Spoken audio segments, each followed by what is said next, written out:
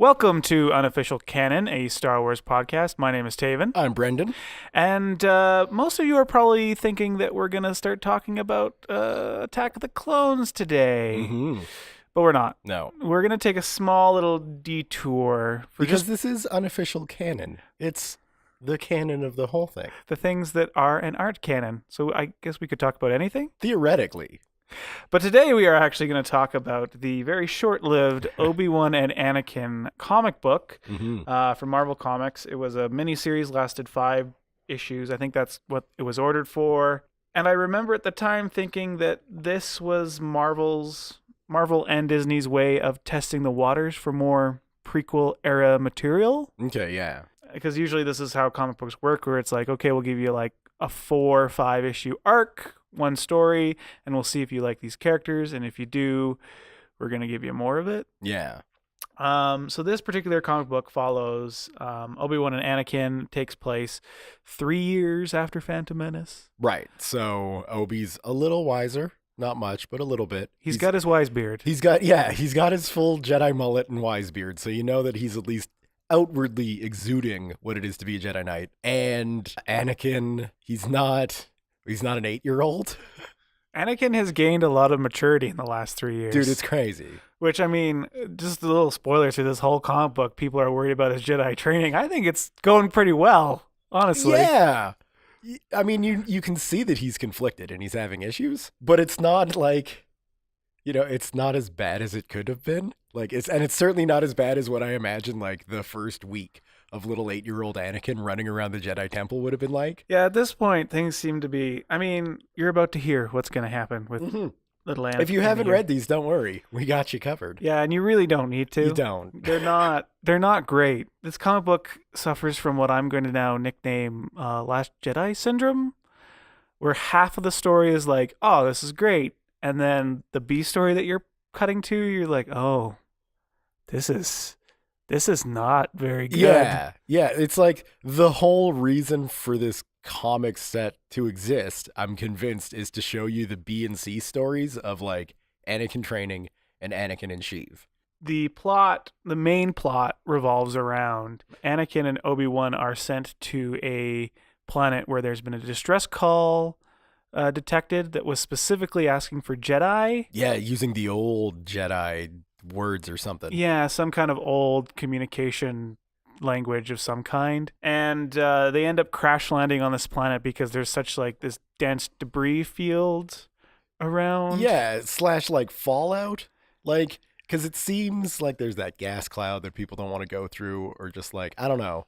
Is this feeling very much like Space Mad Max when they get on this planet? Yeah, there's a lot of post-apocalyptica in the A plot of the story. Yeah. To be honest, the A plot kind of feels like a bad Star Trek plot, kind of. Like, we've found a planet where it's been ravaged by war. Yep.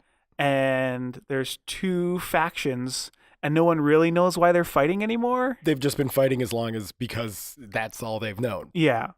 To jump back to the A plot, we discover that there are still people alive on this planet, and that they've segregated themselves into clans called Opened and Closed. Yeah. Which was very confusing. I remember reading the first issue because I was buying these as they were coming out, and everyone that you meet from the Opened is female in the first issue, and everyone from the Closed is male. And I think it's like that for like the first 3 issues of the 5-issue arc. So you're like, is this like a men versus women thing? Yeah. And how long has this been going on? Right away, I think to Futurama and like the tale of the Amazonias or whatever, and like they had to bring men in and like death by snoozu to keep the population going. So like if it is drawn along those lines, like how do the Open and Closed make it work? Well, luckily, Brendan, that's not actually the case. Well, no, of course not. That would be ridiculous. We're not actually ever told what like differentiates the Opened and the Closed at all, ever. They're just against each other, and that's all that's important, I guess. I bet it's something stupid like in the week after the big war that destroyed the world, there was like 2 factions in a fallout shelter, and one of them was like, we need to open the windows. And then the other faction was like, keep the windows closed. And then that's where the divide I began. don't want to get a chill again, Kevin. Right? So I bet that's it. I think that's fair. Something I stupid. think that's a good piece of headcanon for Right? this comic book. It, in some ways, makes it better, and in some ways, makes it worse. Well, and in most ways, it's irrelevant. It's actually kind of like a little microcosm of this comic book Yes. and the greater Star Wars canon. Mm-hmm. Anyway, intercut with this tale of the wasteland planet is flashbacks to the Jedi Temple and Anakin's training. Yeah. So, and it basically just serves to kind of set up Anakin and Papa Palpatine's relationship, Obi-Wan and Anakin's relationship, and also just the I guess the challenges Anakin's having with training. And like being a Jedi's not all it's cracked up to be, Yeah. you know? And I mean, to be fair, I get it. Because like you tell an 8-year-old slave, hey, not only are you free now, but you're going to be a magical space wizard who protects people. That 8-year-old slave is going to be like, I don't even understand. The world's so crazy. And then you take him and then you basically cloister him away in a monastery. And then everybody resents him because they're like, he's being a slave to his emotions. And it's like, don't tell that to the slave. Well, Anakin literally like brings up that fact. Like he's aware of that. Yeah. Right? Something we forgot to mention is at the beginning, it's implied that Anakin has been thinking about leaving the Jedi Order, Mhm. and then the flashbacks kind of serve as a story mechanism to reveal that mystery, I guess. Yeah, it's sort of to reveal. I mean, maybe to show that like this is why. But I think even without the comic books, if you were to go up to anybody who's like, you know, a Star Wars nerd to the point of like this question would mean anything, right? It's like imagine Anakin's training from 8 to, you know, we see him in Attack of the Clones. What's that going to be like? And anyone's going to be like, it's probably horrible. I don't think we necessarily needed to spell it out in as close detail as like some of the stuff in the comic where they're like, oh, Anakin, you're so good with your lightsaber, but you're a slave to your emotions. You've got to get that in check. Or it's like, you know, that's not the way we do things. Well, to me, the real tragedy is that the Jedi are capable of training children in a certain way. Mm-hmm. They have this like curriculum built basically to mold them to take criticism and all this stuff very well at a certain age. And they could train someone who's a bit older. It's just if you try to fit that person to the same curriculum, it doesn't work very well. Right. But anyway, actually jumping back to the plot here. So the first flashback we get is Anakin is lightsaber training against a droid of some kind. And Mace Windu, Palpatine, and Obi-Wan are kind of watching from afar. There's a couple other younglings who I'm guessing are waiting for their turn to go on this machine thing. Yeah. And You never know, though. I mean, it's got to be pretty boring in that academy. They're probably just like, someone's fighting today. That's something to watch. Yeah, probably. I mean, yeah, they don't get to go out or do anything on their own. So it's like, what do we got to do? Well, That slave kid's fighting a robot he made look like Darth Maul. That sounds pretty neat. yeah, so just as you said, the training robot is slightly holographic, and it sounds like Anakin pulled a James T. Kirk and reprogrammed the training simulation Mm-hmm. to look more like Darth Maul, purely based off of like information that Obi-Wan had told him over the last 3-ish years. Yeah, it's like the legend of Darth Maul. It's not based on anything Darth Maul-ish. I mean, it's got a double-ended lightsaber. Yeah. And it's got little horns. Yeah. Yeah, that's basically all you need. Which, I mean, what species was it, Obi-Wan? Oh, it was whatever Darth Maul is, and then just look that up in the Jedi Order archives. Yeah, exactly. And be done. Yep. But anyway, so he's fighting this, and Mace Windu comments about how Anakin's really taken to the lightsaber training, and Palpatine is watching, and he's very impressed. Mm-hmm.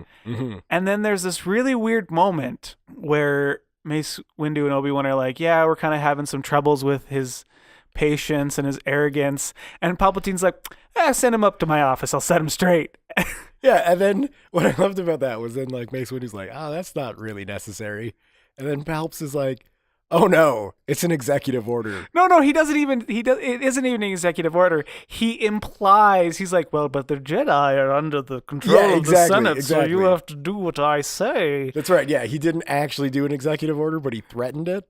Yeah, and it's like that's a red flag. And then, surely. And then Mace Windu's like, okay, and then okay, so that's what happens. And then we cut back to the A plot, and like I'm like I don't even want to talk about it. Like they meet some people, they meet some opened people and some closed people, and they try to kill each other, and they stop them from killing each other, and they kind of force them to work together, and they find an airship, and they're going back somewhere, but it's not really implied where. They're just flying somewhere. Yep. I think it's to the distress signal. I think that's... Yeah, because otherwise they would had to have walked across something. Yeah, So then they were like, open gondola with a closed balloon? This will never work. It's an abomination. It's like, okay, but it works. It's really not important. No. Like, what we're trying to tell you is like... I'll be totally honest. By the time I hit comic 4, I was skimming Star Wars Fallout. I think that's fair. Until I noticed either a bald black head, a guy in a hood, or something else that would be like Star Wars and not Fallout, Star Trek, steampunk? I mean, airships don't really belong in Star Wars. No, they don't. The whole A plot doesn't feel like it should belong in Star Wars. But the next scene we have with Papa Palpatine is Anakin and Obi-Wan have gone to his office, and Obi-Wan's like, which is, I think, a legitimate question. Why are we here? Yep. Do you need us to do something? And Palpatine's like, nah, not really. I have some errands to run, and I would like Anakin to come with me. There's some implication that there might be danger from Obi-Wan. Yeah, Obi-Wan's like, look, and I get this. A senator, because he's not the chancellor yet, right? No, he's the chancellor at this point. Oh, he is the chancellor? Yeah, okay. because this is after Phantom Menace, so he's become the chancellor. Right. So the chancellor asks for the presence of a Jedi, which probably means he needs protection. And then he's like, no, I just got to run and like grab some milk and bread, and I just want the little 11-year-old to come with me. Like, he's like, I need a Jedi because of this. And then they're like, well, we'll give you a full Jedi. No, but it's fine. There's no danger. I can take care of myself. And it's like, well, why? Why do you need a Jedi then? It's a weird circular path. But, I mean, I'm sure someone being, well, Palpatine is using the dark side of the Force to cloud the Jedi's judgment about this issue, so that's why Anakin can go with him. I wouldn't even go with that. I would bet that Obi-Wan, because remember, 3 years before this moment, he was Padawan Obi-Wan with his little tail, right? Mm-hmm. And now it's been 3 years of basically training Anakin Skywalker. I would love an afternoon off. And like knowing Obi-Wan, I bet he went to a bar, a nice bar, sat down, had a couple of quiet drinks, and was just like, oh, this is nice. Oh man, he's going to Dexter Jetster's diner. Yeah, he probably is going to see Dex. Anyway, regardless, like that's how I took it. Okay, not even Sheev being the puppet master yet. Just purely Obi-Wan was like, this is an afternoon off. Like if you go to a parent of a toddler and they're like, can I take your kid for a couple hours? They're like, thank you. That's true. I never looked at it that way. So what you're saying is like Obi-Wan is like the parent who's standing over the crib, a pillow in his arms. Yeah. And he's like, I need an hour. Okay. All right. I'm with you. Plus, it's the Supreme Chancellor. It's not like a creepy guy, right? Yeah. This is like a trustworthy fellow. A trustworthy politician. He's not going to do anything wrong with this kid. He's not somehow had way too much power for far too long in the Senate. Not yet. So if we go back to our A plot, we've got Obi-Wan, Anakin, 2 open women, and a closed man, and they're all working together. And they make note that like, oh my God, we can work together. Mm-hmm. And a thought that apparently never struck anyone. No, it's ridiculous. And then the open women discover that Anakin can fix things. He fixes that droid brain? He fixes, some kind of computer thing. It looks like a mini version of the monitor from Halo. To me. Then they're attacked by monsters. Yeah. Because there's monsters on this planet. Of course. It's like, Star Wars. Okay, so you were at war for probably generations. Mhm. And you kept fighting the humans, but you didn't like come together to fight the giant red bat things that like attack you. Probably because anytime they shouted, "Are you open or closed?" the bats just attacked. So after generations of this, they're like, they're neither open nor closed. Maybe it doesn't make sense. It doesn't. I just think about Ronald Reagan's speech to the UN where he's like, if aliens attacked us, we'd just all get along immediately. Yeah. And I'm applying to this world. Yeah, but I mean, so if aliens from space did, yes. If aliens from the center of the earth did, I still think humans would fight each other. I don't think so. I think we would build giant robots that take 2 pilots to pilot, and we would fight them. Don't even get me started on the ideas of 2 people operating one fighting robot. The robots were so big, they took 2 pilots. This doesn't make sense. Anyway, that plane is so huge it requires 3 pilots. Basically, they get attacked by monsters, and actually, we might be messing up the order of things in these comic books. It doesn't matter. It really doesn't. But they're like fighting the monsters, and then like Obi-Wan and Anakin are both trying to force bond with the creatures, which is something that I think we've only really seen in 3 different places in Star Wars. This is the 3rd. The first is actually Attack of the Clones. Yes. And then the second is obviously Ezra Bridger's like main force power. Yeah, and he does because he does it lots. Yeah, his strongest force power is like force bonding with animals. Yes. And I think like Jedi mind tricks and stuff like that. I think that's different. He's like a magician. Different Jedis put their experience points different places. It's true. Anakin loaded up that saber bar. This is why you don't let the 8-year-olds decide what they're going to spec into. Oh, all right, Anakin, you've got to put your experience points. Now you want to create a balanced character. I want laser sword. There's no pod racing. Yippee! But yeah, he tries to force bond with the creatures and then he like gives up and he just murders them. That all makes sense for me with Anakin, Well, a big theme of this whole comic book is that Anakin lacks one fundamental thing that makes a good Jedi, and that's patience, right? So through the whole thing, he's not thinking, he's not patient, so he's like, I'll just kill them. I'll just fix the thing for the open people without thinking about it. Yeah, but the scene that we missed that's kind of interesting is after he kills the monsters, it cuts back to Coruscant and he's like training to force bond with the creature. It's like behind a force field and he can't do it. And then that leads in, and then Obi-Wan comes and he's like, you have an appointment, Anakin. And then he goes to the Chancellor's office. Right, okay, yeah, so that's what they were doing before when he came in. Is like, you've got an appointment this afternoon. Which is weird. With it, like, I'm going to get drunk and you're going to see an old man. Where are my death sticks? So yeah, the open people, when their ship gets attacked by monsters, there's a lot of getting attacked by monsters in this comic book. Yeah. The author is just like, oh man, this is slow. Just have some monsters attack. And they're always different kinds of monsters. This is what I was trying to get at. Like, there is not like one kind of monster. Right. This isn't Pitch Black where there's like one kind of monster. It's like there are several dozen types of monsters on this planet, and you're still fighting against the people that look like you. It just doesn't make sense to me. But yeah, their ship gets attacked by monsters, and the opened women take advantage of the situation, and they somehow knock out Anakin Skywalker. Yeah, I wasn't sure. They give him one good punch. Happened. Yeah, and I mean, yeah, he's an 11-year-old, sure, but he's a Jedi. Exactly. A Jedi in training. Like, he is the chosen one. You think that he could take a punch. You think that would be like lesson 103 maybe in Jedi training? All right, now you're going to learn how to take a punch. Master Yoda's going to punch you as hard as he possibly can. Come, younglings, line up. Breaking news as footage from the Jedi Temple leaks showing Master Yoda punching younglings. Just Anakin in line. When I become a Jedi Master, I'm going to hurt younglings too. But because I spec saber, I'll have to use a lightsaber. It'll be fun. Yippee! So yeah, they take Anakin. They're gone, and Obi-Wan saves the closed guy. Yeah. They jump off the ship because we can't have death yet. And they keep moving towards the source of the transmission. The source of this distress signal.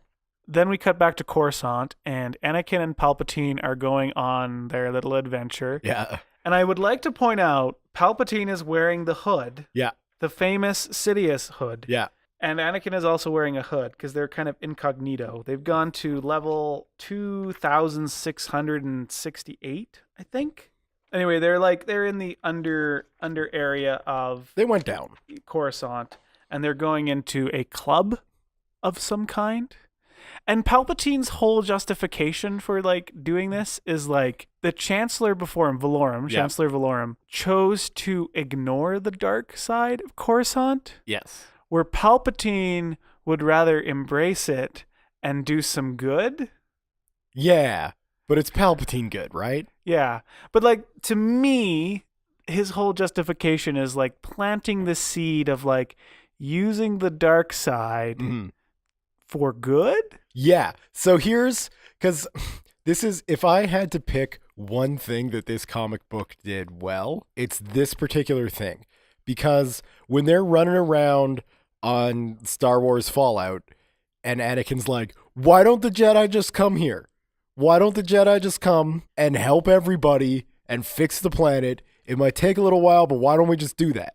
And then Obi-Wan's like, oh, the Jedi don't do those sorts of things, you know? Like, it's not, the Jedi can't do that. Why? Well, reasons. Reasons that aren't made clear. And then Sheev is kind of hammering home the point that he's like, oh, you see, Anakin, I come down here and be with the people to help them as best I can. So it's this contrast where it's like Anakin's looking, because we find that he's ready to leave the Order, right? Like he's made that decision. Yeah. He's out. So he's looking for something to guide him. He's looking for that. And then he sees Sheev, who's just like, oh, yes, I'm rich and successful, but I'm of the common folk, you know. I come down and hang around in their brothels and gambling dens. And Anakin's like, oh, gee whiz, the Jedi never do that. It's just, to me, it just seemed like one added little layer of why Anakin would look to a guy like Sheev opposed to the Jedi Order, not counting Obi-Wan. Obi-Wan's a special case for Anakin specifically, but that he would look at that and be like, no, maybe I'm going to listen to the Chancellor, because he seems to like be a better person than Mace Windu. Well, and you kind of touched on it. Like, I think basically the point of our A plot is to set up that the Jedi their hands are tied politically. Mm-hmm. They are so closely connected with the Senate and the Republic that they can't intervene in non-Republic affairs. Right. And they can only do something if the Senate tells them to do it. And because the Senate's reasons for wanting to do things, they're never altruistic. They're never like, oh, let's go help out this planet because that's the right thing to do. Yeah. There has to be something to gain. And we see that at the end of the comic. Yes. And we'll get there. We promise. I think you're right. Palpatine is starting to frame himself as someone who is politically motivated but willing to go outside the political. He's a political maverick, right? Yeah. And like I would say that Anakin is definitely a maverick. Like that's a word that would define him. Yep. Yeah. So really, this whole comic book is about Palpatine planting those seeds in Anakin, and like kind of how he was able to manipulate and grow the conflict within him. Exactly. And I think, honestly, I would have enjoyed these 5 comic books if it was just that. Oh yeah. I don't understand why they do but anyway, okay. So they go to this club. Yep. And Palpatine is basically telling him about how corrupt and broken the system is, which is amazing for like the guy who runs, who is the leader, to be like, you know what, young child, everything you believe in is broken. And I push the buttons and pull the switches regardless. Even I can't fix it. And he's talking about how like in this club, they like, you can buy anything, drugs and even people. He's kind of connecting with Anakin about the concept of like slavery is still actually a thing on Coruscant, but it shouldn't be. It shouldn't be. I think the crescendo to this story, the point where Palpatine knows that Anakin will be his one day, is that he starts talking about how there's actually senators in this club, and that's one of the reasons he can't like just close all these things is because there's bureaucrats and people that, with power who keep this stuff from happening. He specifically calls out this one guy, the financer or he's a very corrupt senator. Mhm. I just wanted to find his friggin' name. It's not Jimmy Smits, which is good. It's not Bail Organa, guys. Don't worry. We're not going to... He's safe-ish. Calandrus, Yeah. senator of the Scintilla system. Anyway, he's there gambling, and Palpatine's like, I wish that something bad would happen to him, that his losses would be so great that it would hurt him. And at that moment, he loses. Yep. And it's funny because he's throwing chance cubes that look exactly like the ones that they used on Tatooine. Which, can I just say, they're just like blue and red cubes. Yeah. They have like, it looks like half of them are blue sides and half of them are red sides. Yeah. That is not a profitable gambling game for a casino. No. Because the odds are 50-50. Like you have a 50-50 chance of knowing what you're going to get. It's like if there was a fancy table in a casino devoted to coin flipping. And I don't think any casino would do that. Or Go Fish, that'd be great. That would be my speed. I could walk into a casino and play Go Fish. Anyway, he throws the chance. Keep those complimentary drinks coming. He throws the chance cubes and he loses, and it's like, oh no, I've lost everything. And then Palpatine just bursts into laughter. And like, it's a comic book, so it's like, you don't really know how he laughed, but I imagine it's the silliest laugh. Absolutely. Because even like hooded Anakin kind of turns to him and it's just like, what? You were really enjoying that, Sheev. And then there's a little confrontation where they're like, why did you laugh? And he's like, my son told me a joke. Where it's like, I feel like the writer was like, okay, he laughed audibly and they heard him. So now they have to come over. What do I do now? Right? And not to mention that now you've got a situation where you've got two senators, one of which is trying to be hidden. I don't know if Gambler Man wants to be hidden as well. Probably not. But still, it's like, why are these story decisions being made? Unnecessary. Well, there's a reason this only had 5 issues. Moving on. So as Palpatine and Anakin leave the club, Palpatine asks, Jedi can use their minds to move things, right? And Anakin's like, yeah. And Palpatine's like, could you move chance cubes? And it's like, I feel like I don't know why he's asking this. Like, he knows what happened. When I first read this, I read it online. I thought the sheets got put out of order there because it makes way more sense. If that came before? If Sheev was like, can you use the Force to move chance cubes? Yeah, okay. Keep that in mind. Whereas this whole thing happens and he's like, could you use the... Are you backhandedly being like, you know, Anakin, but I use the Force?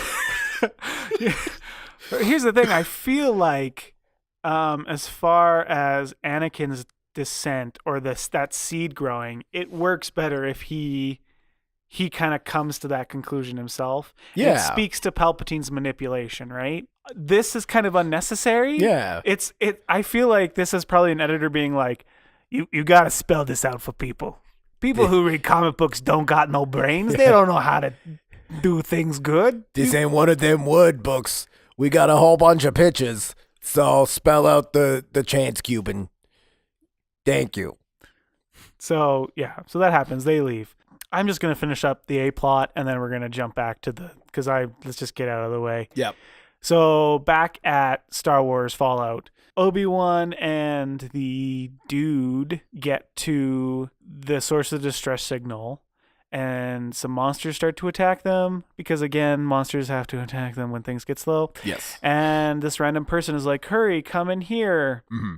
And the closed guy goes in and he's like, you close that door before Obi-Wan can get through it. See? Closed. He wants the door closed. They're always wanting the door closed when they get inside. And the person who had helped him into this kind of safe area immediately shoots him. Yeah.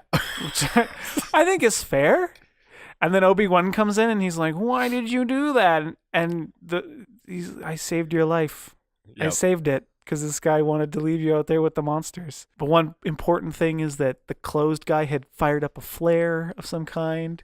You know, if you've seen Kung Fu Hustle and the gang firing the flare to summon the other Axe Gang members, that's basically. And then while that was happening, the opened people who stole Anakin get back to their base. And for some reason, Anakin fixes a bunch of their droid mechs. Yeah, I don't understand why. Because they force him to? How? Exactly. Yeah, I don't have an answer for you. Like, because he fixes the one droid thing. So, like, logically, they should have one of these. Oh, by the way, the little droid brain that he fixed is like for a mech. It like goes into this. It looks like Metal Gear. Like, Yeah. just imagine Metal Gear in Star Wars. You're done. You got it. Yeah. And he fixed one of them, and she puts it in a mech, and you're like, oh, okay, she's got a doomsday weapon thing. Yeah. But then when we come back to them, they have like 5 mechs fixed, and I guess they forced Anakin to fix more of them. A little part of me, little part of me, this is not covered in the comic books. This is 100% purely headcanon. But a little part of me likes thinking Anakin, for a brief moment, loved the idea of being a god to these people. Okay. I think there's some holes in your theory. Of but course, holes any bigger than the rest of this comic book? No, probably not. So the opened have the mechs and the closed don't, and the closed show up at the distress signal, and then the opened people show up at the distress signal, and they start fighting. Yeah, because that's what they do. But the opened people have the mechs, so they're just like it's a slaughter. They're destroying the closed people.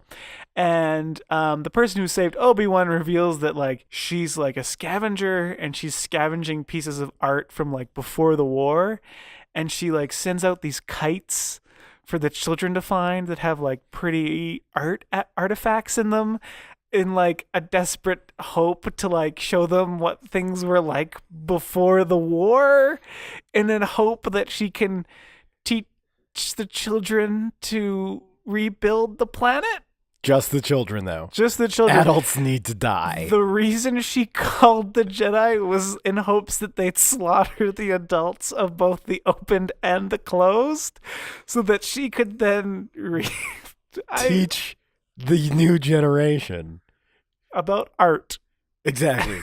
And then that would fix the world. One question I did have. Okay. Because she keeps referencing this painting or this picture that doesn't work anymore, but it used to light up. Oh, the like tablet thing. Right? And she's like, this shows what the Jedi do. And then Obi-Wan's like, what color was that laser sword? Oh, it was red. So like instantly the reader's like, oh, that's a Sith. My question is, how did that come about? So just to back up a bit so that people understand. So the scavenger has various pieces of technology that are in various stages of decay. And one of them is like this tablet where she's like, this is the expedition. Here's how I knew how to call a Jedi. She had this tablet that showed a video of like supposedly a Jedi just murdering people. Just full-on lightsaber slaughter. With also instructions on how to call the Jedi. And I suspect that the message may have already been kind of damaged when she watched it, because it was probably like, this is a Sith. If a Sith shows up, call here's what the you do. Jedi. Okay, yeah. But she interpreted it as, this is a Jedi. If you need people dead, call them. So yeah, and then Obi-Wan, it's in black and white. Obi-Wan's like, what color was the laser sword? It was red. And it's a Sith, guys. Yeah. And if that wasn't clear already. No. So then the people are fighting outside. Anakin shows up with the young people who is convinced that war is bad. Yes. In the span of 6 minutes. Like it's just okay. And then Anakin fixes a communications relay of some kind. Yeah, this the communications relay on the ship that was originally used to send this archaic Jedi message, but then broke after that message got sent. Conveniently. Right? Is now fixed up. And Obi-Wan uses it to call the Republic, and as Jedi do, he lies. Yep. And he's like, guys, There's space oil in the clouds on this planet. You need to come mine this space oil. The Tabana gas. Tabana the same gas. stuff Lando was mining. Yeah. He's just like, this place is full of it. So like, So the yeah. Republic shows up immediately. Hey guys, hey, some of them Jedi guys, they say they got a whole planet full of gas. Let's go get it. I just like the concept that the Republic doesn't have a military, but they have like a standby, we found space oil, like fleet just like waiting. This is our job. We just stand by until someone finds it and we just go in and we take all the oil. Anyway, they show up and they just stop the fighting. Yeah. Like it's Because the Republic can do that. Yeah. And then Obi-Wan's like, I told them that there was space oil in the clouds, and it's going to be a few months before they figure out I was lying. I am not concerned about consequences. Yeah. And then ultimately that leads us to the reason for these 5 comics to exist is for Obi-Wan to turn to Anakin and say, you know, they believed me because I was a Jedi. And being a Jedi is being a part of something bigger than yourself. So yeah, the whole A plot was basically to come to that point and then show also that despite the Republic and the Jedi being slightly corrupt, that it is better to be a part of the whole than an individual. Yes. We did get one little thing, right? I don't know if this was before or after the Republic showed up for space oil, but where they're like, where it's Obi-Wan, Yoda, and I think Mace was there too. They're talking about Anakin leaving. So, Obi-Wan. Anakin's still thinking about going, and Obi-Wan's like, yep. Like, okay, well, we can't just have the strongest apprentice with midichlorians over 9,000 that we've seen just leave. And he's like, yep. They're like, so if he goes, Obi-Wan's like, yeah, I know. I go with him because I'm going to keep training him. Yeah. And I almost wonder, like, not only would that have just been better for the galaxy, sure, you wouldn't have got A New Hope and all that other stuff, but I wonder if a little part of Obi-Wan was just like, I hope Anakin leaves. So maybe. So yeah, if we jump back and finish our B plot. Yeah, sorry, I'm jumping all over the place. Yeah, that's with this. okay. When we go back to Coruscant, this is after Palpatine and Anakin have done their club thing. Palpatine and Anakin are back in his office, and Palpatine is like, "Yeah, maybe don't tell anyone about this." And This would be also, our little secret, Anakin. Also, if you ever need a job, I will just give you a job. Exactly. Palpatine basically is constantly praising Anakin and is like, I could really use you. Mm-hmm. And this is what plants, I think, the final idea of Anakin leaving. Because then we see Anakin talk to Obi-Wan about leaving. The fact that he recognizes that I was a 9-year-old kid and a space wizard came to me and was like, hey, do you want to be a space wizard instead of a slave? Like, I think the note that I have is that the choice to become a Jedi was not really a choice at all for Anakin. Exactly. And so he's talking to Obi-Wan about leaving. And I think basically he just convinces him to stay on for one more mission or like to take some time and think about it. And then we go to that scene where Mace, Yoda, and Obi-Wan are talking. Yeah, it basically ends with Obi-Wan saying that if Anakin goes, he'll go. But to me, I think the way that you had interpreted it, spoke to it more as like Mace and Yoda were like, yeah, Obi-Wan, you have to go. It was more like Obi-Wan was going to go. Yeah. Of his own accord. And it... No, and I think it was just Mace and Yoda being like, you're sure that, like, you know that's the ultimate end of this. Is that if Anakin goes, you go too. Well, and when we get into Clone Wars, we know that Obi-Wan had thought of leaving as well. For all we know, this is kind of like a natural process of the Jedi training, is that the At some concept to point. leave. It's just that it's so rare for people to leave. There's only 20 Jedi at this point that have left the Order. Mm-hmm. The missing 20, which we'll get into when we get into Attack of the Clones. That's basically it. So to wrap that all up, the comic book is basically about Palpatine planting the seeds of his relationship with Anakin, Mm-hmm. better establishing Anakin's conflict with the Jedi Order. For me, one of the reasons I wanted to cover this comic book before we went into Attack of the Clones is it sets up a lot of Anakin's viewpoints of the Republic and the Jedi and Palpatine, right? Yes. So when you hear Anakin talk about Palpatine, the comic book puts it kind of in perspective and Yeah. so on and so forth. I don't think there's anything else in these books that's worth of note. And I'm just going to put this out there. If you're thinking of picking these comic books up because you like the sound of what we just said there, this comic is about Sheev and planting the seeds and like showing the Jedi Order and why Anakin might not. Each of those is maybe a comic book's worth max of the 5 run, spread out over the course of 5 books. It's mostly dealing with this open and close stuff. I mean, if you have $6 to spare, Yeah, it's $6 on the Marvel comic book website, exactly. and you have an afternoon, Feel free. go for it.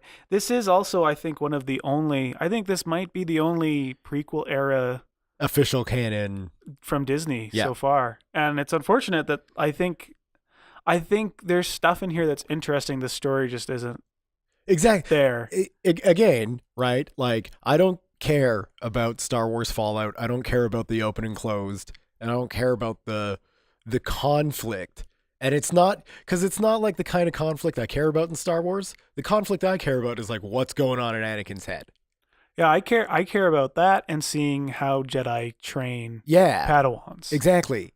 And how does that training lead to something like Anakin coming, right? I don't care that Obi and Annie are running around with their laser swords doing good. For all we know, this could have been the first time that Anakin had ever gone on an off-world mission with Obi-Wan, right? Yeah.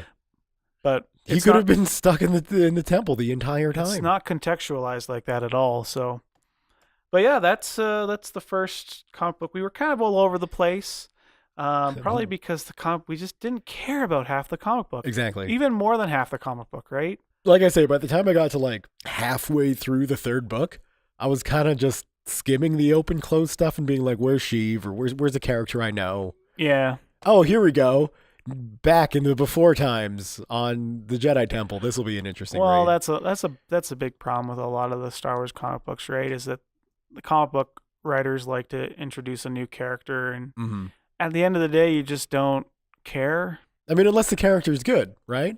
But Well, I don't know. I don't know if there's a lot of original characters in the Star Wars comic books that I'm like, oh yeah, I love this. And I'm sure if we ever get to talking about the main line of Star Wars comic books, some people are going to get very upset with me because I'm going to be like, no, I hate this character. hey, don't worry. I don't read comic books, so those people will get upset far more with me. All right, that wraps up the comics, I think. Yeah, we're done. Next episode, we'll dig into Attack of the Clones. the first Star Wars movie to debut at Cannes Film Festival.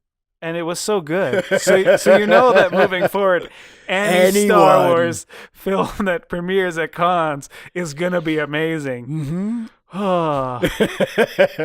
All right. Thank you for listening.